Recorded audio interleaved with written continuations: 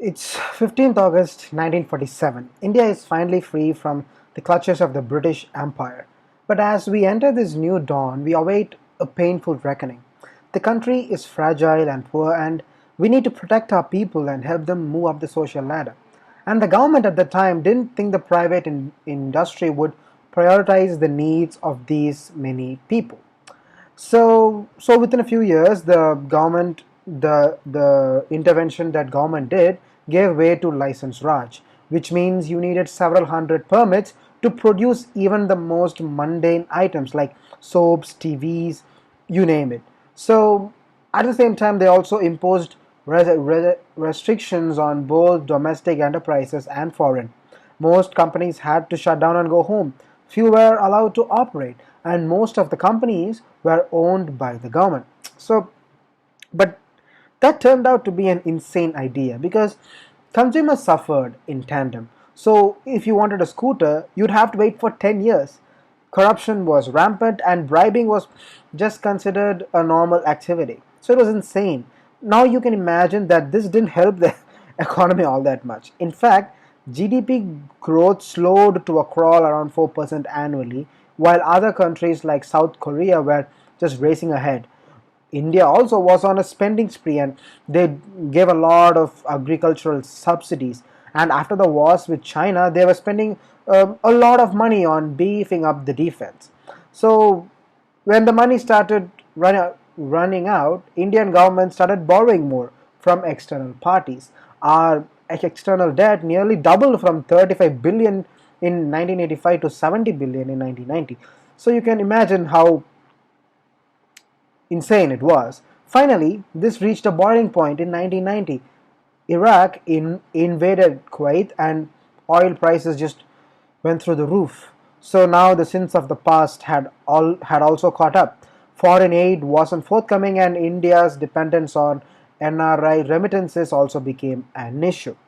The country was on a brink of bankruptcy, and it was very scary. In this time, when P.V. Narasimha Rao was about to assume office as India's new Prime Minister in July 1991, it would be trial by fire. The situation was dire, and everyone was scrambling to figure out how we could pull out of this mess. The cabinet secretary then handed over a note to Mr. Rao, and he looked at it and asked a simple question: is the economic situation that bad? The response was, no, sir, it's worse. That single response made him to stop being a staunch socialist to a champion of liberalization. Along with his finance minister, Dr. Manmohan Singh, they formulated a plan to revive India. So these were the three main agendas. The first one was the devaluation of the Indian rupee, which was about by almost 20%. The idea in this was simple. If you could buy more rupees with the dollar, then somebody using the dollar abroad would find it very lucrative to import items from India, right? And the second thing was liberalization of trade. So they completely cut import tariffs and substituted expensive domestic goods for cheaper foreign alternatives. The third one was dismantling the entire license Raj. The private sector was given more leeway to produce stuff at their own will, and the government just refused to get involved in so many products. And entrepreneurs didn't need as many permits as they did before. Now, this was, if you look at it, was a complete U-turn on India's ideological stance. And this call, well, these were Dr. Manmohan Singh's final words in the budget speech of 1991. I do not minimize the difficulties that lie ahead on the long and arduous journey on which we have embarked. But as Victor Hugo once said, no power on earth can stop an idea whose time has come. I suggest to this House that the emergence of India as a major economic power in this world happens to be one such idea.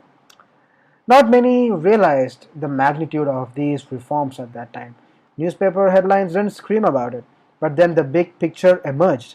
The FDI numbers in the country ballooned from 129 million in 1991 to 40 billion in 2005. In India delivered a miracle GDP growth of over 7% over 2 decades. Its per capita income rose from $300 in 1991 to $2,100 in 2019. And between 1990 and 2013, we were able to pull 170 million people out of poverty. So it doesn't matter what we label this economic reform song of 1991, but it is, and surely, an undeniable turning point in the country's history.